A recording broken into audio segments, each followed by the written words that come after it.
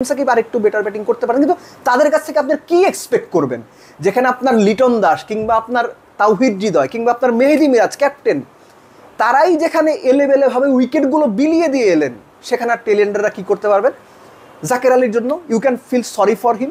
গত কয়েকটা ম্যাচেই দেখা গেছে জাকের আলী এই সিচুয়েশনে পড়ছেন, উইকেটে এমন একটা সময়ে গেছেন যখন দল প্রেসারে এবং ডান বাম থেকে আরো দুজন সেট ব্যাটসম্যান আউট, তাকে বরাবরই খেলতে হচ্ছে টেলেন্ডারদের নিয়ে। আসলে এমন একটা সিচুয়েশনে বাংলাদেশের উচিত মিডল অর্ডার যখন আসে তখন টেলেন্ডার থেকে ব্যাট শুরু করা। এর চাইতে আর কোনো হালকা রসিকতা এই মুহূর্তে করতে পারলাম না।